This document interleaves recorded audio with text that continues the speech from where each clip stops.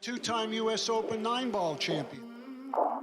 Dynamite, Darren, Appleton. I came from the mud. Looks good. Looks good. It is good. The most important one was winning the World 10-ball championship because it's everyone's dream to be world champion. Couldn't go into the edge of this. I'm a grinder, fighter, play with a lot of emotion, a lot of art.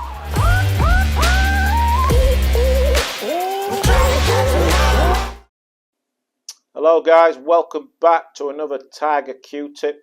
Today we're going to speak about different hand positions. So what I mean by that is that your normal conventional hand position will be like this, or if I want to generate more top spin or power, I'll just bring my hand up just slightly like this. Or if I'm playing with a closed bridge, that'll be my normal closed bridge. But if I want to generate more top spin and power, I just use these three fingers here like that. And that brings my hand in the air so I can aim down into the cue ball. That generates more top spin and power. And that's where you want to put that big power stroke into the shot. So anyway, I'll do some demonstrations. So let's give it a go. So as you can see here, the 12 and the cue ball, for example, are straight in.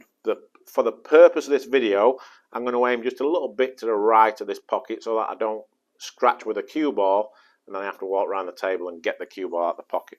So the most conventional hand bridge is, like I said before, having the hand about a hand width away from the cue ball, or let's say 10 to 12 inches in my case.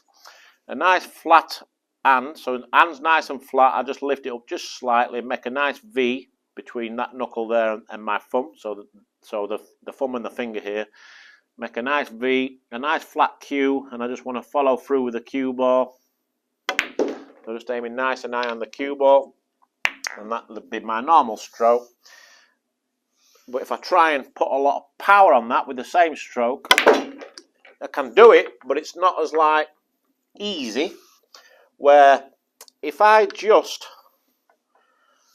secondly, this would be my different hand position to generate more top spin and maybe throw the cue ball a lot wider. So even though I'm straight, you can still do a lot with the cue ball. So instead of having my hand in my normal position, which would be there, I'll just lift my hand up even further like this. So now I'm coming down into the cue ball. Instead of flat like this, a nice flat cue, I'm aiming down into the cue ball slightly. So what happens there is that the cue ball is going to go into the bed of the table. It's going to jump slightly. It's going to leave the bed of the table slightly. So when I hit the object ball now, it's going to really power that ball in. But the cue ball is going to start spinning on the spot or even coming back before it goes forward. And that can generate a lot more power and spin, but also just throwing that cue ball out a little bit wider. So let's give it a go. So lift my hand up slightly, aim slightly down on the cue ball. Just like that. That's the only downside is that when you're close to the object ball like this, because that ball jumps also, it can bounce out the pocket. So I try not to do that. So as you see there, so I was able to throw the cue ball out wide. And if I play it with a closed bridge, same again. If I play a normal closed bridge shot, it'll be just like this. And just play a normal follow through shot.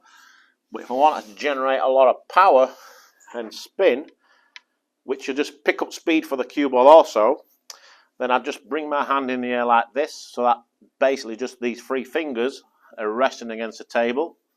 So I'm slightly aiming down into the cue ball now, even though I'm still playing with follow.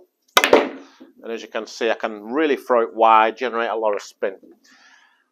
And if I'm playing with draw, so I just want to draw this ball to the pocket. This will be my normal stroke. Nice and easy, flat cue.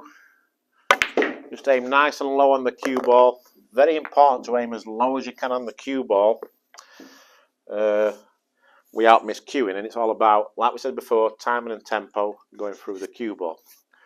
So if I want to generate a bit more power and a bit more spin, then same again, I just lift my hand up slightly, so I'm coming even further down to the cue ball. So now I can avoid the cue ball scratching, just like that. Because again, what happens there is that the cue ball does this, it starts going forward, then it starts picking the spin up and coming back. So if I play that with a touch of left or right, I can avoid scratching. Then if I'm playing it with a closed bridge, Same again, hand in the air. So I'm going to play this with a lot of left, just for this video. And there you go. It just, you can generate angles even though you're straight in. You can generate a lot more power, a lot more spin on the cue ball. So that makes you a more creative player. And it's all about studying the cue ball, experimenting in practice, being creative and trying different things out in practice. Because I always tell everyone, all my students, study the cue ball. Because if you can make the cue ball dance and do exactly what you want it to do, outside of the box, outside of the normal shot, let's say, then your game will become a lot more creative. You'll start to understand the physics and the science of the cue ball and the object balls, and your game's going to massively improve. And to get to a really good level, that's what you've got to do. Because if you can start getting the cue ball to do exactly what you want it to do, then your game's just going to really shoot up, and it gives you a lot of confidence, and you start enjoying your practice a lot more, end up being in them big pressure situations and still able to pull these shots off. So it's just all about practice, experiment, and being creative. And just having your hand in different positions will make a huge difference. So I hope that's a big help. I hope you enjoyed it, and give it a go, and be creative. And we will see you next time.